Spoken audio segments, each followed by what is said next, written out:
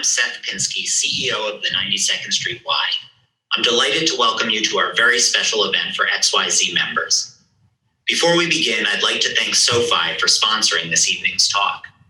Tonight's event is part one of two career conversation events sponsored by SoFi. I have no doubt tonight's conversation about personal and professional growth will be educational and invigorating. Philanthropy and the 92Y community go hand in hand, as we're called by our mission and tradition to repair the world. As a community center, your participation is important to us. Please submit your questions using the Q&A chat feature in the webinar throughout the discussion. Now, I'm pleased to introduce the panelists who serve on our Emerging Leadership Council and are a vital part of the 92nd Street Y community. This influential group is made up of young leaders from diverse backgrounds and business sectors who are part of the greater New York City philanthropic community. Our Emerging Leadership Council works throughout the year to engage future generations of young leaders and philanthropists with the 92nd Street Y, and we can't thank them enough. Without further delay, I'm pleased to welcome Abigail Ninsell, Chief of Staff at Revlon, Joshua Bronstein, Senior Vice President and Wealth Advisor at Neuberger Berman, and Philip Krim, Co-founder and CEO of Casper. Moderating tonight's conversation is SoFi's resident career consultant and spokesperson, Ashley Stahl. Thank you for joining us this evening. I hope you enjoyed tonight's conversation. And now I'll turn it over to Ashley. All right. Hi, everybody. I am so excited that you are here. I'm Ashley Stahl. For those of you who haven't come to any of our events over here at SoFi, I am your resident career expert. I am your ultimate hype girl. I get so excited about SoFi.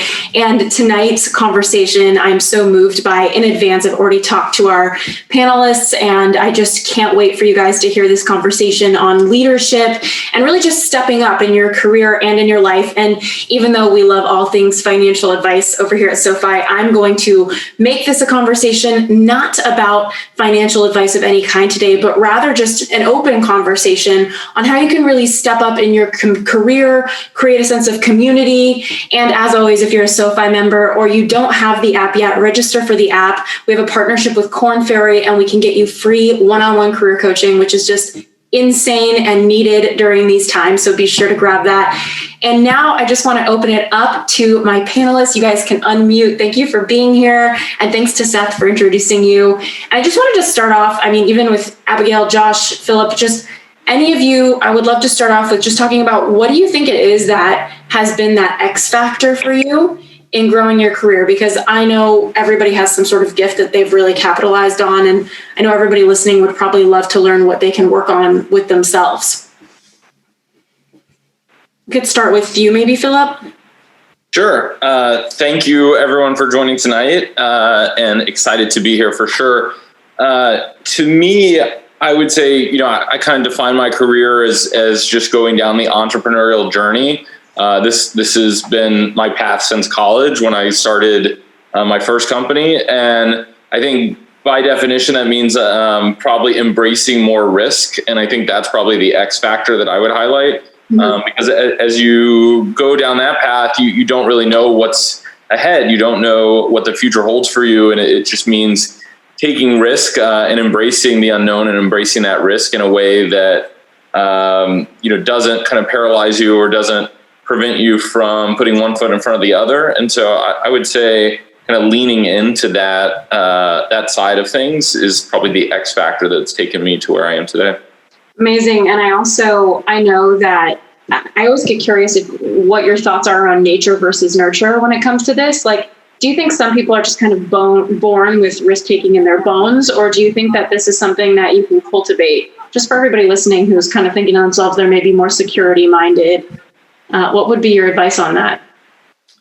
I think every instance is kind of unique. So I think there are those that, we're surrounded by entrepreneurs and folks that went on a non-traditional path. And, my family is an example of that. And so to me, I think that was a bit of the nurture path, but I also think it's something where, you can control your destiny. You can always decide you want to go do something different than what you're doing today. You can go, build a company or just take a non-traditional path. So I don't think it has to be innate and something that you were around when you were growing up, although that was the case for me.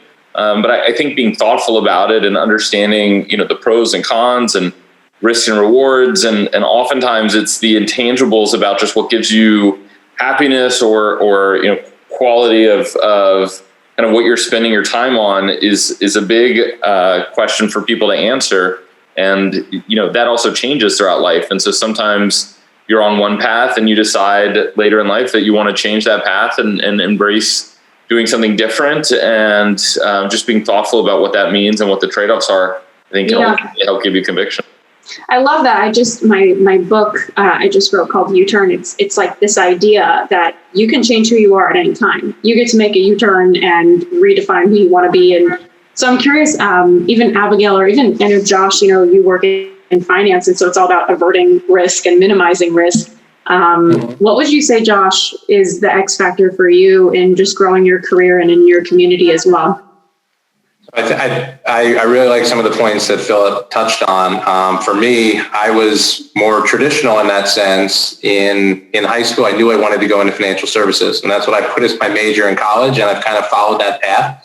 It was not a straight path.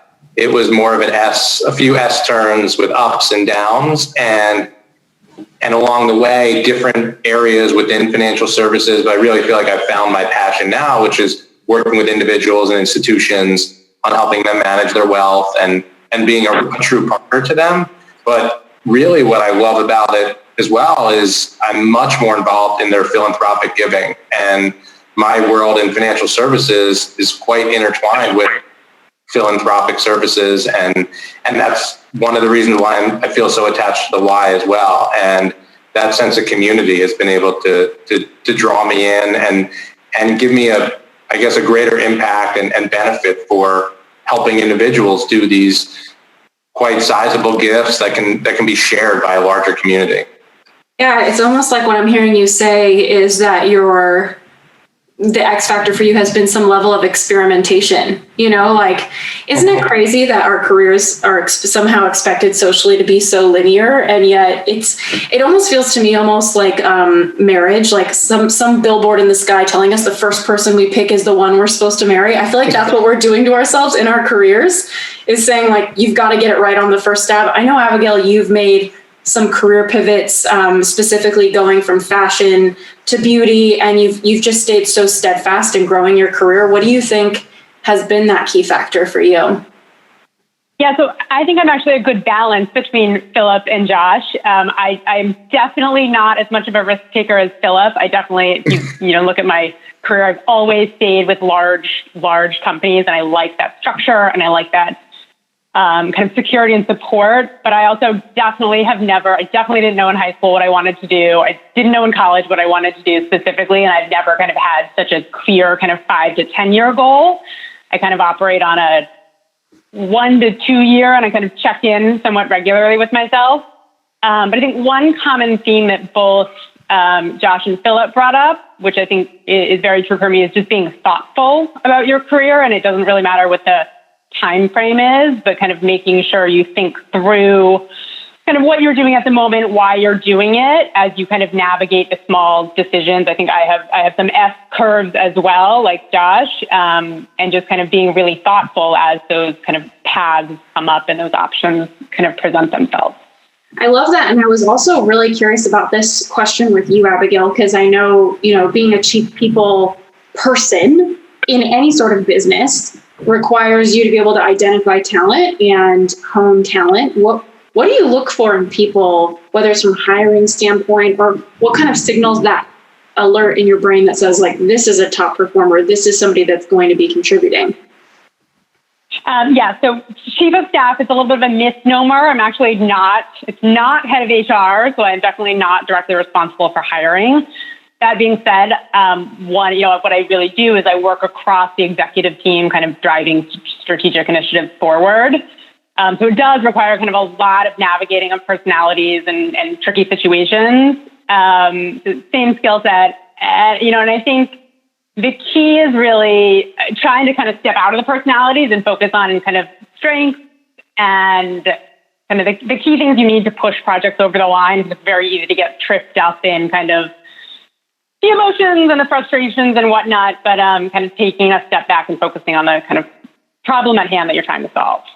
Yeah, I was looking at your LinkedIn profile. I'm like, this is somebody who's definitely hired some talent before with the amount of movement that you've had in your career. So it's fun to kind of hear what your thoughts are on what makes somebody stand out to you, regardless of where you're at, and just as somebody who's grown so quickly. And also, Philip, I know that you made your first of all, you started your business, an online business, your sophomore year of college. So clearly it's been in your bones to be entrepreneurial and innovating. But I would love to hear the success that your business now hit fairly quickly, generating $1 million of revenue in less than your first month over at Casper. Can you tell me a little bit just about what that was like for you? What do you think contributed to that rapid success? Because I know not all overnight success is actually overnight. And I know 1,000 questions, but I also want to know about your mindset, because for me, I've had immediate financial success in business after putting my head down and working, and my mind couldn't catch up to it. It was a lot for me, and I actually didn't enjoy the experience and sabotaged it in some ways. So I would love to hear from you. What do you think contributed to that, and how did you hold that mentally? Oh, interesting. I'm curious to hear your story as well, then. I think it's like characterized as like overnight success, but it felt like it was 15 years in the making, because, like we talked about, you had decided to go down the entrepreneurial path in college and just continue to do that, and had the successes and failures along the way, and started multiple companies. And so, Casper was one that we started working on in 2013, and we launched the business April 22nd, 2014. And, things came together very, very quickly for the company in the early days, but all it meant was that we could push the bar higher on how we thought about the opportunity and really get excited about the level of impact that we could have.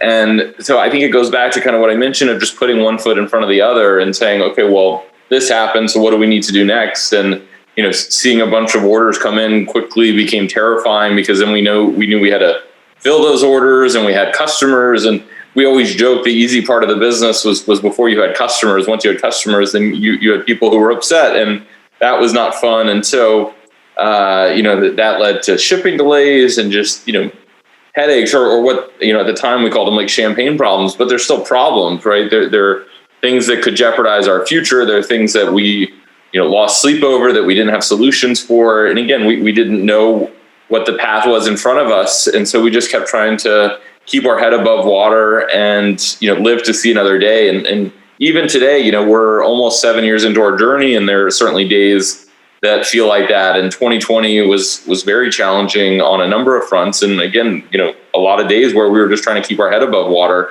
And so, not getting complacent, not letting, early success kind of cloud that the overall mission at hand, I think, is really important. And keeping that perspective, or keeping the horizon in mind as you're moving forward, I think is something that we've always tried to remind ourselves about.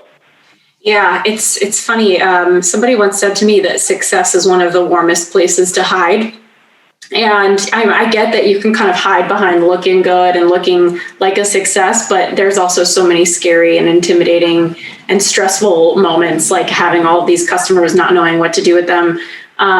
You talked about just, buyers in general. So I wanted to ask all of you just about buyer trends, or what do you guys think is that key to be aware of for consumers in the future? Like, what do you think is making them actually want to buy? I know Philip, just with Casper, but also Abigail, in fashion, in beauty, you've probably seen so many different trends or even shifts amongst generations. And then Josh, I know that you study markets, different business markets and opportunities. So curious what you guys see in the future, or what you think is really going to make buyers pull that trigger. And I can start with you, Josh, if you have any thoughts on that.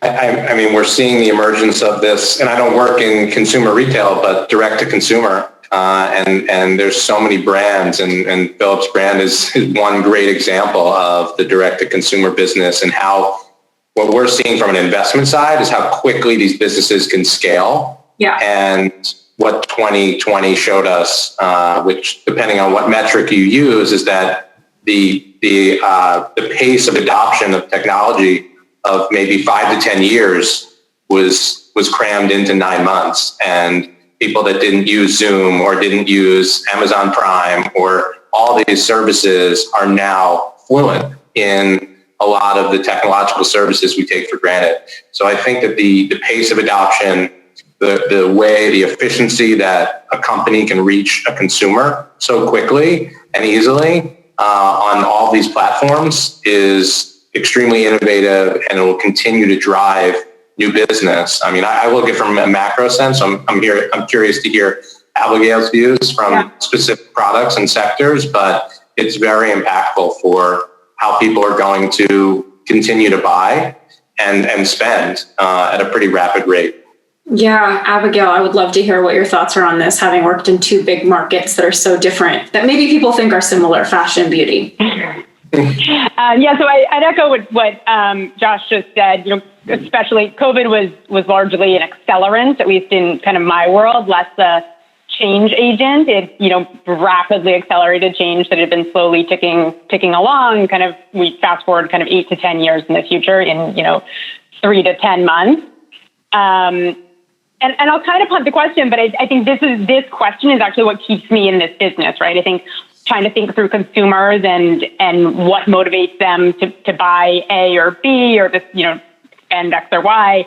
That is what I find so interesting. And, you know, COVID was horrible in many, many ways, but it kind of brought forth all of this change. And I think we don't know so much of what will stick versus not. I think there's some obvious things like e-commerce is obviously much, you know, the adoption obviously is so much higher than it was before. But I think it's also a pretty exciting time as we come out of it to see how consumers do change and what that means 3 and 5 years down the road. So I think we know some things, but I'm personally really excited to see what it looks like down the road.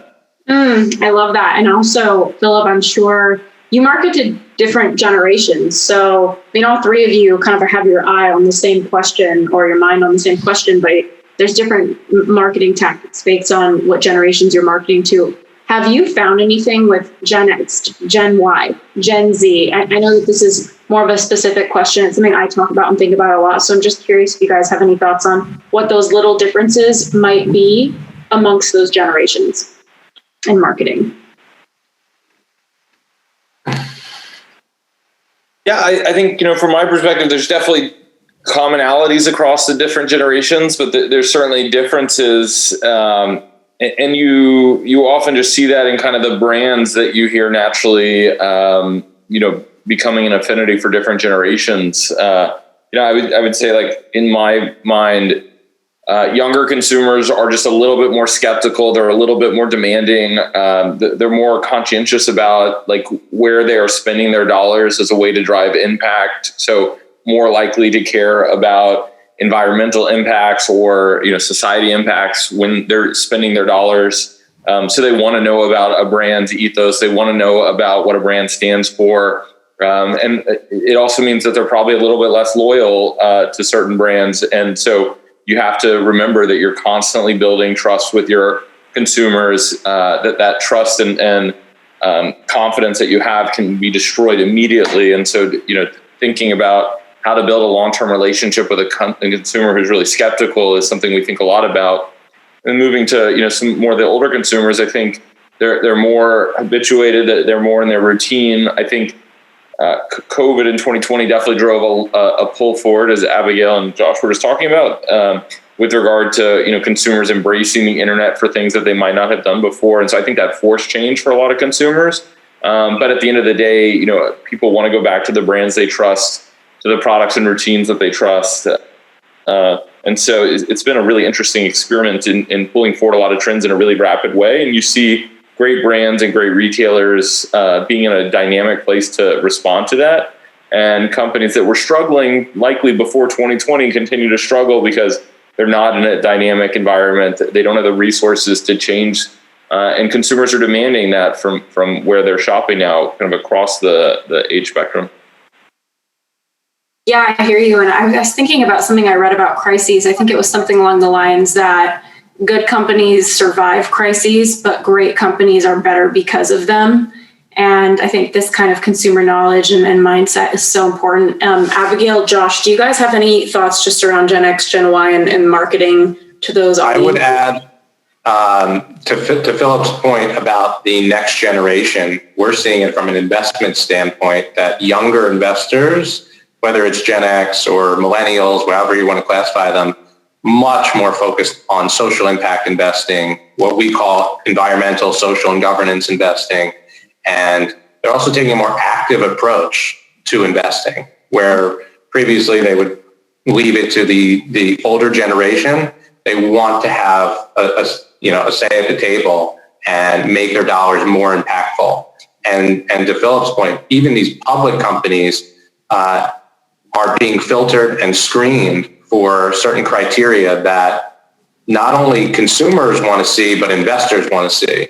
And we're seeing that, and we screen for those types of things, whether it's minority-owned businesses or diversity and inclusion. And there's all these different filters that's driving a whole change in the way that in the entire investment universe. And I would also add that these companies, we call it thrivers versus survivors, and there were companies that you just saw they thrived through this period, and it's because they were innovative and flexible with their approach, and they had a scalable product. And some of these older brands and older companies weren't prepared to work with this type of environment.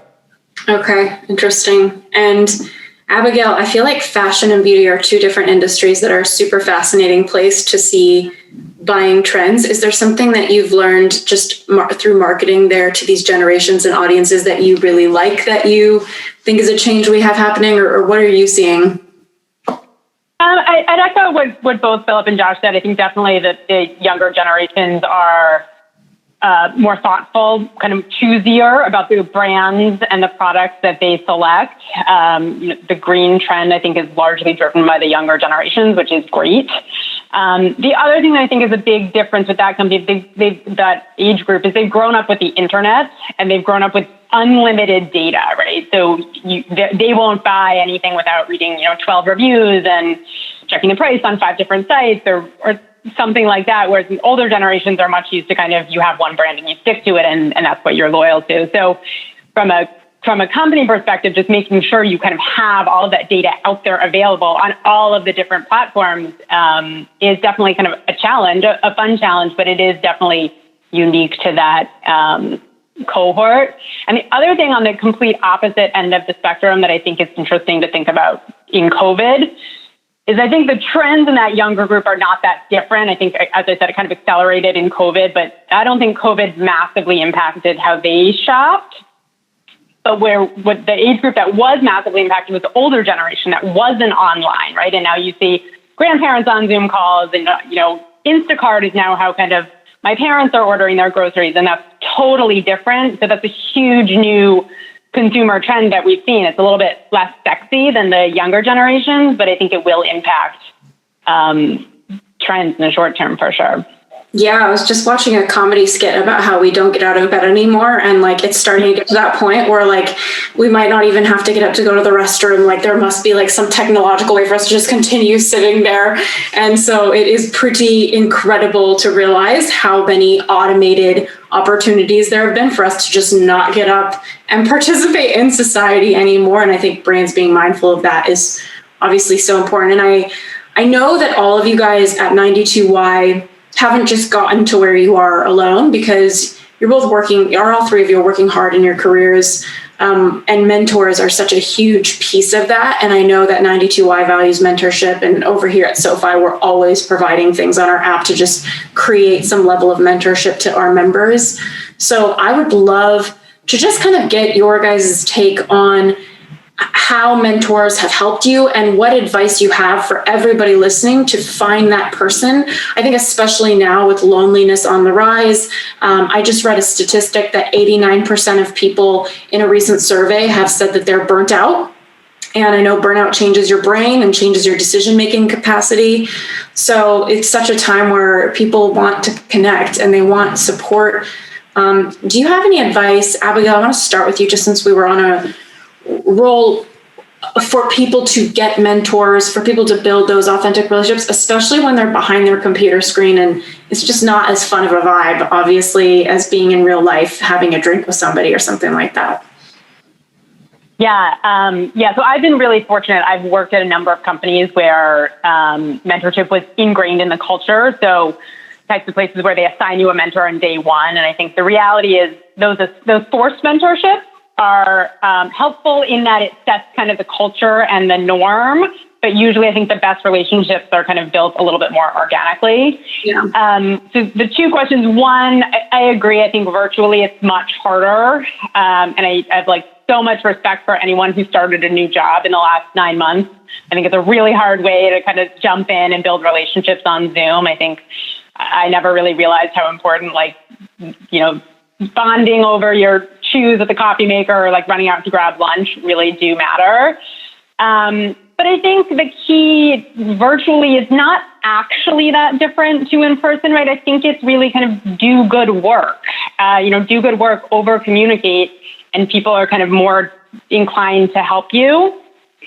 Specifically with regards to finding a mentor, I'm going to pass along advice someone once told me, which was make it a two-way relationship. It's not kind of you walk into someone's office or you Zoom them these days and say, will you be my mentor? Kind of need to give them a reason so they're kind of quote unquote getting something back. So, is there a problem they're struggling with at work? Is there a project they're working on that they need extra hands on that you can kind of volunteer to jump in on and then kind of deliver against that? Because I think the best way to kind of build rapport and kind of get someone to help you is to help them. So that's kind of the approach I've taken in later years. Yeah, I love that. And it's interesting because I was writing an article for my Forbes column a long time ago about mentorship. And it was talking about how there's, the mentor, which is kind of like someone who's been there and done that maybe is somebody who's wise in your life and giving back. And then there's a sponsor, somebody at work who actually puts you forward for opportunities, goes out of their way to support you, which just sounds like that would be a good way to get a sponsor in the workplace, is asking yourself, like, who can I give to? Who can support me as well? Like, how can I add to the relationship? And then there's, of course, the type of mentor that you hire to kind of cut corners around mistakes you would have made that you don't want to, and I'm sure, Philip, I'm curious to ask you, as somebody who's built a business, I'm guessing you had incredible mentorship. And if you haven't, I need to know what you're drinking and what you're making, how you're making that happen. So curious how you've cultivated those relationships and what that's meant for you. Yeah, it's funny, like, unlike Abigail, it sounds like, I never had a formal mentor, and I never worked at a place that where we've had mentorship programs. And so I would say it's like a much more kind of informal kind of mentorship approach in my mind. And for me, I think maybe perhaps because of that, it's really thinking about different folks who are really good at something that I want to learn more about or that I see could be helpful, and just trying to stay close with them. And, never, I have folks that I definitely like count as people that were mentors, but never like sat down and had a conversation with them like, oh, will you be my mentor? And more of just, folks that I wanted to spend more time with because they were really good or really knowledgeable at something that I thought would help me. And that's been a bunch of different disciplines, and have been lucky that I've definitely gotten to work with folks who are really talented in a bunch of different regards, and certainly count many of them as mentors, and continue to think about how I can work with and surround myself with folks who are just really talented or, really successful in whatever that's important to them. And then just try to spend more time with folks like that. And 92nd Street Y has been a great example of an organization that just cultivates really great people, and have thoroughly enjoyed, my time with the organization. And there's always just great folks coming in for various events and various opportunities. And it's just a great way to bring more people who have different perspectives and are really good at different things in my network. And I found that very valuable. Yeah, I love that. It makes me think, I had my grandma way back when I was a kid, she used to tell me to be a goose, meaning like put myself in situations that I'll be caught in the wires of opportunity. And instead of kind of living in that hustle mindset where I have to push and create and ask somebody to be my mentor, which I just want to put a pin in that both of you guys have said that's not the way, because I know that sometimes we're taught to be direct and that just usually doesn't hit well. So to kind of maybe consider anybody who's listening to this, conversation, where can you go be a goose? And 92Y is such a good spot for that. Like, where is there a community? I know Eventbrite, meetup.com, all of those platforms have moved a lot of events virtual right now. And even LinkedIn groups, like finding an incredible LinkedIn group is like a diamond in the rough. And when you can find one that's niche and aligned with what you're trying to do, it's so powerful when you can start adding value and taking those conversations offline. And this makes me think of you, Josh, because I know you guest lecture at NYU, and I'm curious to learn a little bit more about what you lecture on, and even kind of just looking back in your life, like what learnings do you wish you could have gotten when you were in college, but maybe you didn't, that we can impart to everybody who's here right now, maybe even early in their career? Funny you asked that question, because the class that I guest lecture for is a communication series on financial services, but it's about advancing your career. It's about networking and mentorship.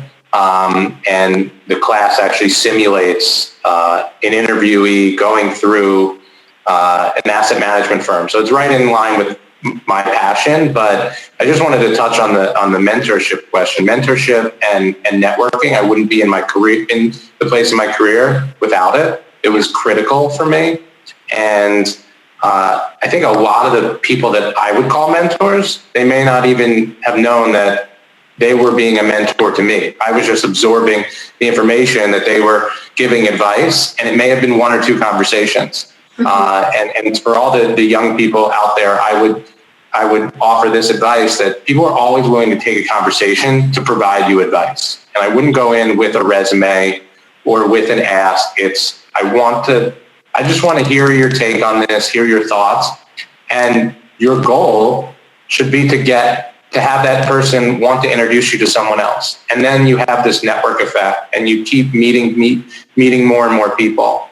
And that's what's been helpful in my professional and personal development. And the Y is a great place that I've met so many people that have led to other conversations and other connections. And the class that I guess lecture on is about communication. It's about networking. It's about communicating succinctly with different generations. And for me, it kind of all gels together, because that's what I do, what I'm passionate about. And I've actually met a lot of great students outside of the class that ask these exact questions. Yeah, exactly. And I'm so excited to have you guys talking about this, because I know that anytime I say the word mentorship as a career expert, there's so many questions. And I think people know there's a general consensus that it's a powerful tool, mentorship, but kind of figuring out how to leverage it and how to be authentic as well, it can be really challenging. I want to ask you, Josh, like you were giving a little bit of tips on just how to network and how to approach it, not sending a resume, opening it up to just have advice. Is how do you keep your network alive? And I have this question for all of you, because it's one thing to create a relationship, and I think it's a whole nother thing to sustain one. It's the same case with probably entrepreneurship, right? Like I've seen so many entrepreneurs, they're hustling to create revenue, but then they get it and they're like, oh, whoa, now I need to keep this business going. So I think it's the same thing with networking. Philip, Josh, Abigail, do any of you have something coming forward just as an idea for how to keep your network warm and connected? Well, I mean, pre-LinkedIn, I was in college before LinkedIn was around. But in college, I maintained an Excel spreadsheet, and I would have, I have a column for the frequency with which I would reach out to people, with whether it was an article or just checking in, giving them an update on an interview or a job offer. And I wouldn't try to spam them, but keep them up to date or send something interesting to be top of mind. And now there's LinkedIn, which helps. And now networking and talking to and keep maintaining relationships, that's basically my career. So I'm constantly talking to people, constantly keeping in touch with people and communicating, but it's not easy. You have to keep up with it and create the best mechanics that are going to help you. Mm-hmm. Yes. And Abigail, I feel like I just love looking at your career progression and also you pivoting. Whenever I see a pivot, I think networking. Like pivots don't usually just happen when you're applying for jobs. They happen through conversation. So how did you keep those conversational cultures alive in your life with other people who could support you? Yeah, so I'd say my kind of one one large pivot, and I've had kind of some small ones within, but my one large one was really driven by first business school and then consulting, where it's like you have to like do nothing to not build connections. It's like done for you. They make it as easy as possible. But I think for me, I'm so impressed with Josh's Excel spreadsheet back in college. I was not, as I said earlier, like not that planful. It was very impressive. For me, it's much more about kind of keeping it authentic. And that's not to say, Josh, what you said is not, but I find I am better with it when it's kind of, I'm genuinely interested in what, so-and-so is doing. And, I want to get a drink to learn more about that. Rather than, I think sometimes the misconception is you need to kind of scroll through LinkedIn, find 15 people and cold reach out. And like, for me, that would never work. Like it just, of course, it won't be genuine. Right. So I kind of have to think about what are the gaps? What am I looking to learn, or kind of who is someone who is inspirational to me, and kind of build that connection. It's definitely not natural because it's a little forced, but there's kind of genuine motivation behind it. I love that, because I think that people just operate differently, right? Like there's some people where they need that organization and they'll have that authentic interest and they'll look at their list and say, who do I want to connect with? But then there's also people who are kind of more intuitive and they just feel into who they want to connect with. And there's a different energy to that too. So really interesting. And then Philip, I feel like even though you didn't have an official mentor, which is just making me like judge myself over here, I'm like, oh my gosh, I hired everyone to teach me how to run a business. So amazing that you could just kind of like, you must have a direct line to something very wise. So curious, like, how did you create those relationships? Because it sounds like you had some that were really valuable that were giving you insight, but beyond creating them, how did you keep them going? Because I know a lot of people listening right now, they're probably thinking to themselves, like, I'm new in my career, or I'm making a pivot and I don't have anything to offer to that person. And how do I make sense of that and keep that relationship going? Yeah, it's a tough question, especially when you're just getting started. And I think the key at that point is really just perseverance. And, a lot of people you connect with are going to blow you off or disregard you. And, the same's true in business, and just, it ends up being kind of a numbers game where if you make good connections, eventually there'll be other people who, want to pay it forward as well and help you and just have the right motives, and, things are aligned. But finding the people that you really want to have a meaningful connection with and spend time with, not just one time, but to follow up with, it's tough. There are a lot of people that, are just not going to be on the same page. And so just keep with it would be my thought. And eventually you'll find people that you click with and connect with. And, some of them could be helpful in your networking or in your job or whatever it may be. And that's great, but some might not. So just having the right attitude as you go into that process, I think, is the really critical thing to keep in mind, because it does take effort. It does take a real commitment, but I think the payoff is definitely worth it. Yeah, it's so important attitude. Oh, go ahead, Josh. Was that you? I was just going to add, I really agree with Philip's point there, because once you find those people that are willing to listen, to engage with you, to help, those are the types of people you want to surround yourself with. And not all those people are going to have the same mindset. And the people who appreciate networking and mentorship, who want to pay it forward, are going to be the ones that are going to make that next introduction or help you or take your phone call. And I think you'll be surprised at how many good people there are out there that are willing to take the time to do that. You got it. Yeah. And I love listening to, and I'm noticing a question that just popped up from the audience. So I just want to ask you guys, it's a little bit kind of like what we talked about earlier, but I'm sure we can expand on this, which is, what do you see as the keys for a good career progression? So I know we talked about how careers aren't always linear, but when you're evaluating somebody for a promotion, or when you're pushing for progression in your own career, what would you see as the keys for that? And I love what you said, Philip, about attitude, because even for me, having worked in national security in my early 20s, like on one day I was leading a weapons training program. And then on the other day, I was making sure we had enough water bottles for our guests. And it's like, that's what got me ahead, was just treating each task with the same equanimity and with the same gratitude and with the same positive attitude. So what would you guys say just around career progression? Philip, I'll take if you have anything else to say. I feel like you really covered it there with the attitude piece. But Abigail, do you have anything about that one? So I'd really echo what you just said about kind of no task is too small, especially kind of in your younger career. I think the little tasks are just as important. And I think, as a now kind of someone more senior, and you're looking at the younger generation, you want that person on your team who is just as eager to schedule the follow-up meeting and take notes as someone who's kind of willing to tackle the larger kind of sexier strategy deck that needs to get done. So I think that was really great advice. The other thing I would say, just in terms of progression and kind of thinking through moments, is, and it definitely requires, right, kind of hard work and fundamentals and relationships and mentorship and all the things we've already spoken about. But I also think what's worked for me is a little bit, taking a little bit of a step back and kind of trust the process.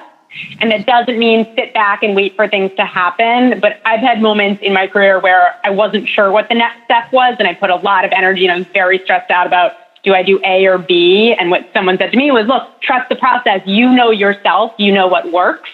You kind of don't overthink every single decision.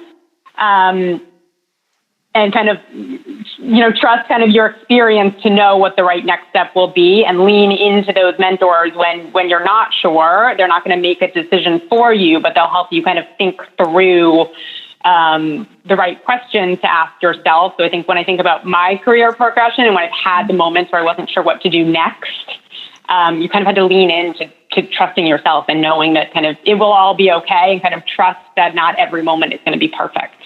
I love that advice so much, because I do feel like there's something very damaging sometimes in our career of getting really reactive and just wanting an answer, wanting a plan, and just wanting to hold on to one for the sake of having it. And then it's like we think we're moving forward when really, if we take something that isn't really what we want to be doing, we're actually just moving backward, and we're going to have to course correct anyway. So just trusting life and allowing grace to kind of fill in the gaps and answers to come when they need to is so powerful. Like, I almost think that could be really underestimated as advice. What you guys are making me think of, and then I want to hear your thoughts on this too, Josh, is I was reading the book Sapiens, and his number one piece of advice have you guys read that book by any chance? Yeah. I have had it sitting next to my bed for 2 years.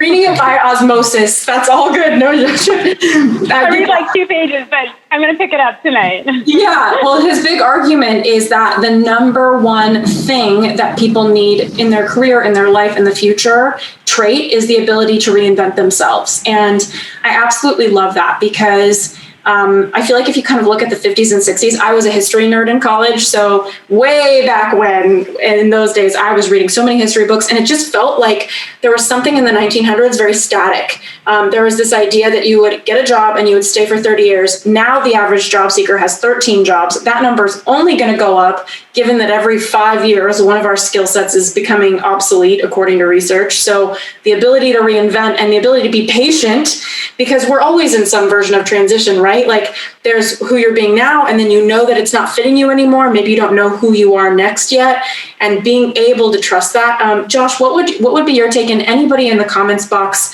as you're listening to us just close up here, I would love any feedback on what you guys want to hear from all of us next session. We're going to do another session. So, Josh, talk to me. What would you think? I would also, going back to the mentorship comment, I would align yourself with good people. And those people will be, if they're mentors in your direct role or in your company, but they're going to kind of, if you see that path and that's something you want, then that's something you should strive for. And I would also tell younger people to take risk, invest in yourself.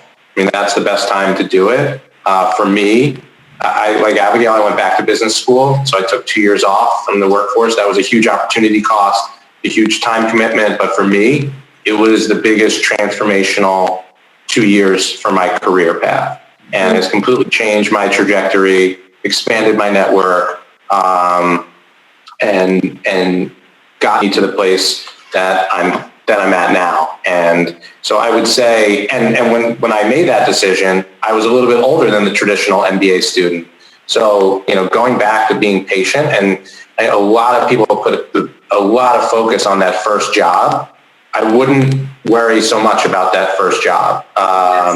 Just almost get a job and then try to, learn about where you want to be.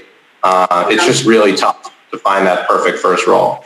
It's like, how do you know who you are until you try certain things on? Like, how do you know what your skills are until you start using some and figuring out which one? It really is so funny to me how much mistakes or missteps are actually just a necessary part of figuring out what you want to do. And it seems so clear that all of you guys have experienced that. My final question, you mentioned your MBA, Josh, and I know all of you guys have an MBA. So I would love to hear, what's your thought on the value of that? Because one thing I get really hesitant about as a career expert is when people come to me and they want to go to more school. And I'm always very tight about, do you have an exact reason for why you need this degree? There's an opportunity cost for being outside of the workforce, taking on debt. So just would love your feedback for anybody who's thinking about advancing their degree, whether it's an MBA or a master's or anything. I'm a big... So I can jump in. Go ahead, Abigail. Go ahead. No, talk to me, Abigail. This is a great question. I could talk about this for a while, but I think in summary, there's no right answer. It's a really individual question, and it really depends on you, where you've been and what you want. So for me, I had been at the same company for 6 years, and when I thought about what was next, all I saw was more of the same, and I wasn't ready for that. I knew I had kind of more opportunity ahead of me. So that was part of it. And I think the benefit that I've gotten was it definitely kind of jump-started my career. But also for me, and I think this stereotypically might be true for a lot of women, it gave me a ton of confidence that I probably wouldn't have had without it. And that to me has also been kind of a really subtle shift, but I think it's been super important in kind of my kind of post-MBA life. And that wasn't something I thought about going in, but it's been kind of one of the most important takeaways for me. Okay, Josh and Philip, that was so great. And I think it's funny too. It's like whatever makes you feel confident, it's so personal, and obviously everything we think is made up. So we might as well think nice things and try to, be confident. But sometimes it's that outside thing that's going to make us feel that. So Philip, Josh, what do you two have to say about your MBAs? I echo a lot of Abigail's comments because I get this question a lot because I do mentor a lot of younger individuals and they ask that question. It really depends on your path because it may not be necessary. But for me, I also would if you do pursue an MBA, I would go into it not expecting that things are just going to happen.